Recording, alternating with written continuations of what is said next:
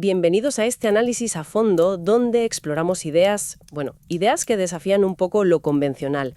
Hoy nos metemos de lleno en el concepto de inversión Deep Value. Nos basamos en extractos del libro Deep Value de Tobias Carlyle.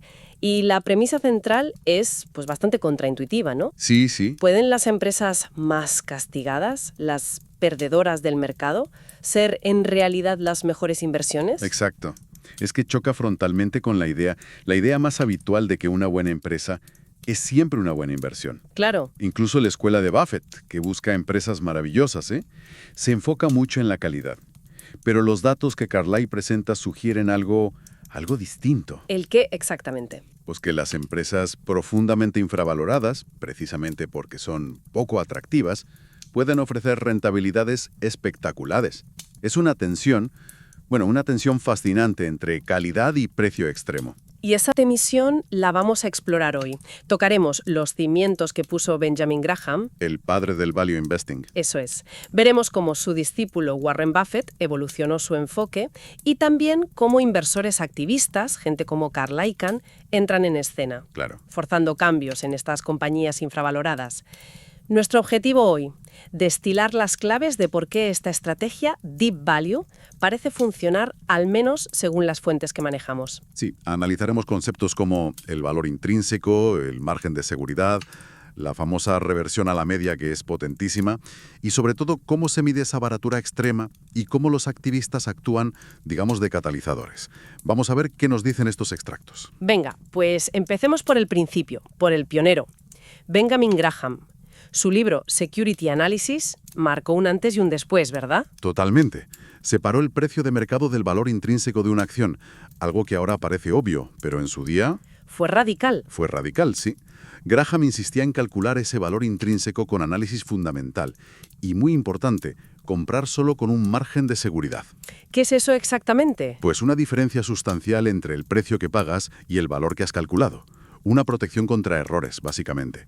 Confiaba en que, tarde o temprano, el mercado reconocería ese valor. Y una de sus ideas más potentes, diría yo, fue el valor de liquidación neto de activos corrientes, el NCAV. El Net Current Asset Value, sí. Quizás que valían más, literalmente, liquidadas, cerradas, que operando. Suena casi absurdo hoy en día. Completamente. Graham observó, especialmente después del crack del 29, muchas empresas cotizando por debajo de sus activos corrientes netos. ¿Qué incluye eso? Pues existencias, cuentas a cobrar, el efectivo, menos todas las deudas. A veces, como dice el libro, incluso cotizaban por debajo del efectivo que tenían en caja. Increíble. Para él esto no era solo una ganga, ojo. Era una señal clara de política errónea de la dirección. Su argumento era que los accionistas debían actuar como dueños. Ponerse las pilas. Y exigir cambios. Exacto. Exigir mejorar el negocio, vender la empresa o directamente liquidarla. Y parece que tenía razón, ¿no? Los estudios históricos muestran que comprar estas colillas, como él las llamaba, sí, las cigar butts, ha sido increíblemente rentable a largo plazo. Ha batido al mercado. Aunque él mismo admitía, y esto es curioso, que no entendía del todo el mecanismo. El porqué exacto, sí. Por el cual el precio se ajustaba al valor. Lo llamaba uno de los misterios de nuestro negocio. Sí, pero Graham también lanzó una advertencia importante.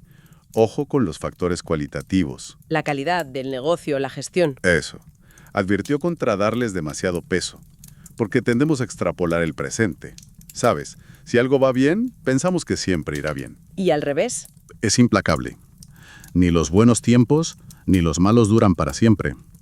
La competencia erosiona los beneficios altos y las pérdidas expulsan a los débiles, lo que al final beneficia a los supervivientes. Esta tensión entre valoración pura y calidad nos lleva casi de la mano a Warren Buffett. Empezó como un purista de Graham, ¿no? El caso de Sanborn Map es un ejemplo perfecto. Correcto. Sanborn hacía mapas para aseguradoras, un negocio, claramente en declive. Pero su cartera de inversiones valía mucho más. Creo recordar unos $65 por acción. ¿Y a cuánto cotizaba? A $45. O sea, el mercado valoraba el negocio de mapas en negativo. Vaya. Buffett, siguiendo a Graham al pie de la letra, entró en el consejo y forzó que se distribuyera esa cartera a los accionistas que quisieran vender sus acciones. Un activismo temprano y muy, muy gramita. Pero entonces aparece Charlie Munger. Ah, Munger. Y la filosofía de Buffett da un giro importante. Munger le insistió en mirar más allá de los números puros, ¿verdad? Hacia la calidad intrínseca del negocio. Munger odiaba los negocios mediocres, los que devoraban capital sin parar. Argumentaba que una empresa excelente, aunque no estuviera regalada de precio, ofrecía un margen de seguridad superior. ¿Por qué? Por su capacidad de generar beneficios crecientes a largo plazo. El punto de inflexión, yo creo, fue American Express, durante el famoso escándalo del aceite de ensalada. Cuéntanos eso porque se aleja mucho de comprar colillas baratas. Pues un fraude en una subsidiaria hundió las acciones de Amex. El mercado entró en pánico total. Pero Buffett, en lugar de mirar solo los números, aplicó el Scuttlebot. ¿El qué, perdona? Scuttlebot. Es un término que popularizó Phil Fisher. Significa investigar sobre el terreno, hablar con clientes, con competidores, entender la fortaleza real de la marca. Ah, vale. Investigación de campo. Eso es. Buffett vio que el problema era temporal, pero la franquicia de Amex, la marca, era excepcional. Y apostó fuerte, ¿eh? Creo que un 40% del capital de sus partnerships de entonces. Una apuesta clarísima por la calidad frente a la adversidad. Y luego vino See's Candies, la chocolatera. Ahí pagó un precio que Graham habría considerado, bueno, excesivo. Excesivo, sí. Pero Munger le convenció. Pagaron 3 veces el valor contable. ¿Por qué? Porque See's tenía una marca potentísima, unos retornos sobre el capital altísimos y apenas necesitaba reinvertir para mantenerlos. Generaba mucho efectivo libre. Una barbaridad de efectivo libre que Berkshire podía usar para comprar otros negocios. Fue la revelación que llevó a Buffett a su famosa frase. Es mucho mejor comprar una empresa maravillosa a un precio justo que una empresa justa a un precio maravilloso. Exacto. Buscando ese foso económico, esas ventajas competitivas duraderas. Justo. Y ahí Buffett redefine el valor intrínseco. Ya no es solo el valor de liquidación, es el valor presente de los flujos de caja futuros que la empresa puede generar. Distingue claramente entre valor contable, lo que se ha invertido, y valor intrínseco, lo que se puede extraer. Eso es. Y la calidad de la gestión, la capacidad de reinvertir beneficios a tasas altas, se vuelven cruciales. Algo que a Graham, siempre más centrado en protegerse del error, le preocupaba menos. Tenemos entonces dos enfoques potentes. Graham buscándolo objetivamente barato, casi tangible, y Buffett buscando calidad duradera, aunque sea a un precio justo. ¿Se puede sistematizar esto? Joel Greenblatt lo intentó con su fórmula mágica. Sí. Greenblatt propuso una fórmula sencilla. Comprar empresas que fueran a la vez baratas y buenas. ¿Cómo medía eso? Baratas con un alto rendimiento de beneficios, que es el inverso del PER, y buenas con un alto retorno sobre el capital. Los tests iniciales que publicó fueron espectaculares. Batía al mercado consistentemente. Suena como el santo grial, ¿no? Bueno y barato. El fin de la historia. Pues aquí es donde la cosa se pone interesante. Y volvemos a esa tensión inicial entre precio y calidad. A ver. Análisis posteriores, como los de Carlyle y Gray que cita el libro, o los de James Montier, desmontaron un poco la fórmula. Descubrieron algo sorprendente. ¿Qué descubrieron? Sí. Añadir el filtro de calidad, el retorno sobre capital, en realidad empeoraba los resultados. Vaya, eso sí que es contraintuitivo. O sea que la magia estaba sobre todo en comprar barato, muy barato, aunque la calidad no fuera espectacular. Así parece. Esto parece un espaldarazo a la filosofía original de Graham frente a la evolución de Buffett, al menos si buscas estrategias sistemáticas, ¿no? Pues la evidencia cuantitativa que presenta el libro parece indicarlo. Y esto nos obliga a preguntarnos, si la baratura es tan importante, ¿cuál es la mejor forma de medirla? Buena pregunta. El libro defiende con fuerza el Enterprise Multiple. ¿El múltiplo del adquirente? ¿Qué es eso? ¿Valor de empresa dividido por EBIT o EBITDA? ¿Y por qué es mejor que métricas más comunes como el PER o el precio-valor contable? Porque el valor de empresa, el Enterprise Value o EV, es más completo. Suma la capitalización bursátil y le añade la deuda neta. La deuda menos el efectivo, ¿no? Exacto. Deuda total menos efectivo y equivalentes. Refleja el coste real de adquirir la empresa entera, como si hicieras una OPA. Penaliza la deuda excesiva y beneficia a las empresas con mucha caja. Cosa que el PER ignora completamente. El PER lo ignora. El EV es la métrica que usaría un comprador estratégico, alguien que compra la empresa entera. Tiene sentido, sí. Y los datos respaldan su superioridad. Sí, los estudios que analiza Carlyle muestran que las carteras formadas con los múltiplos de empresa más bajos, o sea, las más baratas según esta métrica, superan consistentemente a las formadas con PER bajo o precio-valor contable bajo, incluso ajustando por riesgo. De acuerdo. Comprar barato usando el múltiplo del adquiriente parece una estrategia robusta. Pero, ¿qué ocurre si una empresa está barata y sigue así? Claro. Porque la dirección no actúa o, peor aún, destruye valor. Ahí es donde entra el activismo, ¿no? Precisamente. Inversores como Carl Icahn entendieron esto muy pronto. Ser accionista de una empresa infravalorada te da poder, pero hay que ejercerlo. Suena combativo. Bueno, su manifiesto Icahn era básicamente una llamada a resolver el problema principal a gente. La desconexión entre los intereses de los directivos y los de los accionistas. Exacto. Proponía tomar posiciones significativas y presionar. ¿Presionar cómo? ¿De qué formas? Podía implicar muchas cosas. Exigir la liquidación, forzar la venta a un comprador estratégico, proponer cambios en el consejo mediante batallas de representación, los famosos proxy contests, o incluso lanzar una OPA hostil. Vaya, Icahn lo veía como restaurar los derechos de los verdaderos dueños, los accionistas, poner orden. El ejemplo de Tap and Stove Company, el fabricante de cocinas, ilustra bien su método, ¿no? Compró acciones baratas de esta empresa en declive. Exacto. Vio que podía valer mucho más si se vendía a un competidor más grande, pero la dirección se resistía, claro.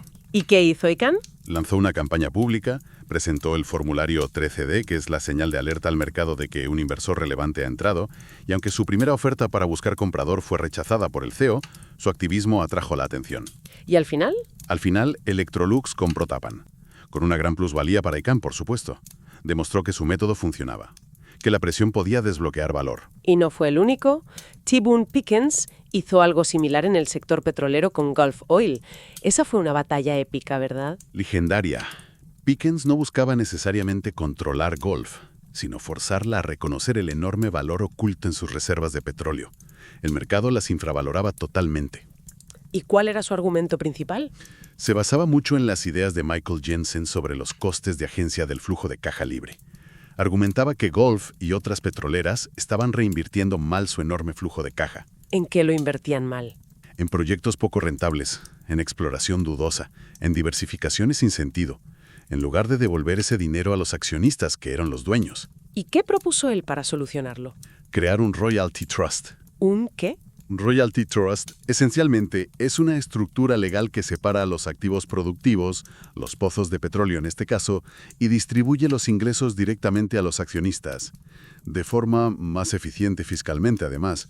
Era una forma de decir, dejen de malgastar nuestro dinero y devuélvanoslo ya. ¿Y funcionó contra un gigante como Gulf Oil? Vaya, sí funcionó. La presión fue brutal. Pickens movilizó a otros inversores institucionales, forzó una subasta. Al final, Gulf fue vendida a Sokal, que hoy es Chevron, por una cifra récord en aquel momento. Generando enormes beneficios para todos los accionistas. Incluido Pickens, claro. Demostró que incluso los gigantes corporativos podían ser vulnerables a la presión activista si destruían valor o ignoraban a sus dueños. Es fascinante cómo estos activistas identificaban esa mala asignación de capital, ese flujo de caja libre que los directivos a veces prefieren usar para construir imperios personales o diversificar sin ton ni son. Exacto. Y lo interesante es que incluso Buffett, aunque no le gustaba el conflicto después de su experiencia liquidando Dempster Mill, sí, actuó como activista en Berkshire Hathaway. Compró la textil barata, se enfadó con la oferta de recompra del CEO Stanton. Tomó el control, sí. Pero aquí está la clave de su genialidad, ¿no? ¿Cuál? Que en lugar de seguir enterrando dinero en el negocio textil, que se moría, como hizo la competencia con resultados nefastos, usó el flujo de caja de Berkshire para comprar negocios mucho mejores, los seguros, por ejemplo. Una asignación de capital brillante, aunque fuera forzada inicialmente por un conflicto. Totalmente de acuerdo. La lección es clara. A veces se necesita una perspectiva externa, alguien libre de los sesgos y la inercia interna de la empresa, para corregir errores estratégicos graves y desbloquear valor. Los activistas actúan como esa fuerza externa. Y esta dinámica sigue muy vigente hoy en día, ¿no? El libro menciona el caso más reciente de Icahn con Genzim, la biotecnológica. Sí, Genzim tuvo problemas graves de fabricación. La acción se desplomó estrepitosamente. Icahn vio la oportunidad en medio de la crisis. ¿Y qué hizo? Lo de siempre, imagino. Pues sí. Compró acciones, criticó duramente la gestión de la crisis, luchó por asientos en el consejo. Su presión constante, aunque no consiguió todo lo que pedía al principio, fue fundamental para que Sanofi Aventis se interesara. Y acabó comprando Genzim. A un precio muy superior al que cotizaba cuando ICANN entró. Otra victoria para él, basada en intervenir en una situación clara de deep value más crisis. También se menciona a Daniel Love y sus famosas cartas, a menudo incendiarias, su campaña en AgriBrands.